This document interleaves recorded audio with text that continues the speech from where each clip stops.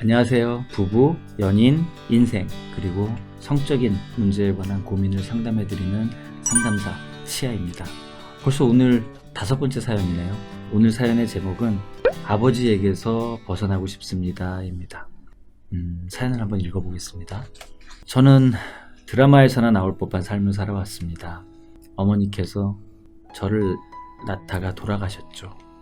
숨이 멎은 어머니의 자궁을 가르고 태어난 게 접니다.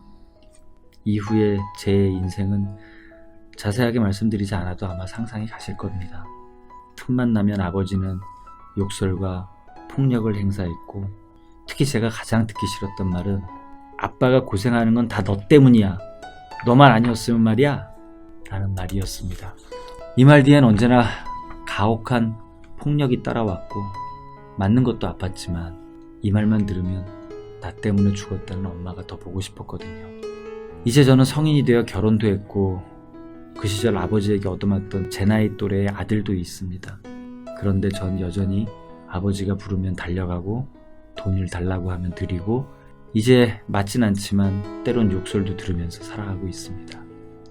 저항할 수 없어서가 아닙니다. 전 아버지가 불쌍합니다. 근데 저는 왜 아버지가 불쌍한지 모르겠어요.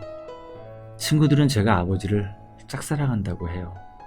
그렇게 맞고 욕먹었으면서 여전히 아버지 이야기를 한다고.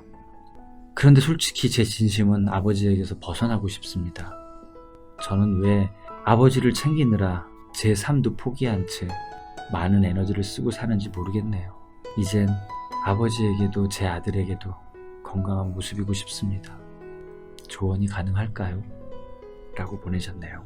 네, 분명히 평범한 사연은 아닙니다. 사실 세상에서 가장 나에게 잔인한 건 가족이라는 말이 있죠. 가족이라는 이유로 너무 편하게 대하고 막대하고 함부로 대하고 그러는 게 특히나 이 동양 사회에서는 마치 무슨 문화처럼 받아들여지게 되고 있죠. 그런 과정에서 상처받는 분도 많으시고요. 사연 주신 분이 아버님에게 일방적인 사랑을 주고 계신 건 아마 사연 주신 분도 어렴풋이 짐작하고 계시겠지만, 어려서부터 들으셨던 아빠가 고생하는 건 다 너 때문이다, 네가 엄마를 죽였다 라는 말 때문일 겁니다. 어린 나이에 들었던 그 이야기가 사연 주신 분의 가슴에도 커다란 상처가 됐겠지만, 동시에 아버님에 대한 죄책감으로도 가슴에 남은 거죠. 코끼리 이야기 아마 알고 계실 겁니다. 어린 코끼리가 한쪽 다리가 노끈에 매어져 있습니다. 그렇게 자랐죠. 이 코끼리가 점점 자라서 성인 코끼리가 됐는데, 이제는 코끼리의 힘이 얼마든지 노끈을 끊어낼 수 있는 그런 힘이 생겼음에도 불구하고, 그래도 그 노끈을 끊지 못합니다.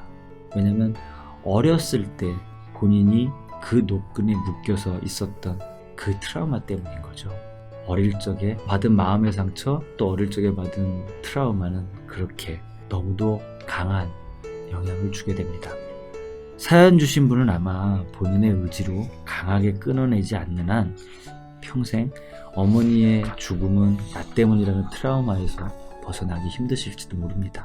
하지만 이렇게 생각하셔야 됩니다.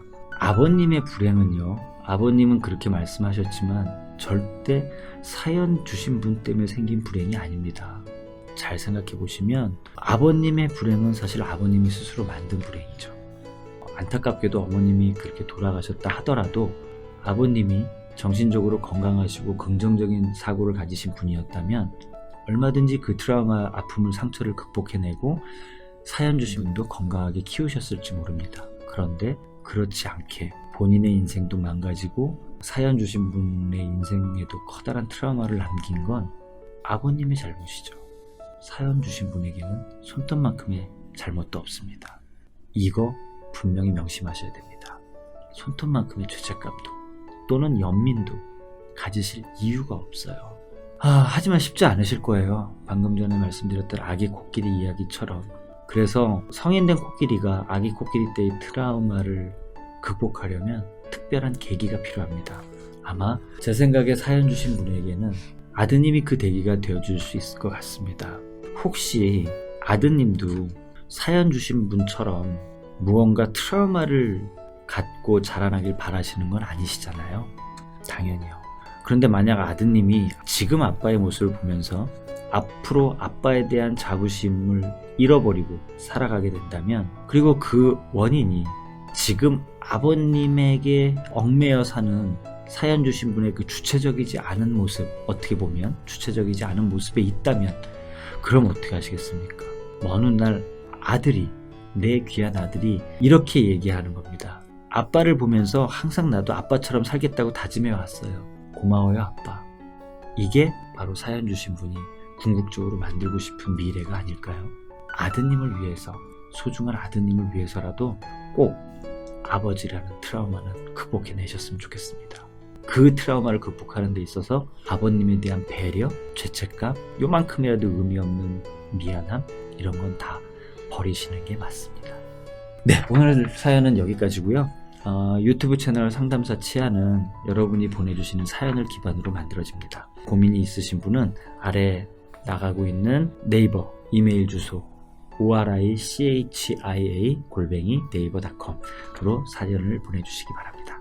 사연은 읽고 답장 드리는 즉시 받은 메일함, 또 보낸 메일함에서 다 삭제하고 개인 식별 가능한 정보를 모두 없앤 다음에 또 필요하다면 내용을 일부 창작해서 방송 소재로 활용합니다.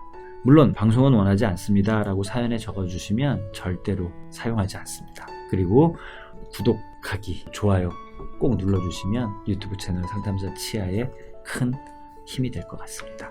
네, 지금까지 시청해주셔서 너무 감사드립니다.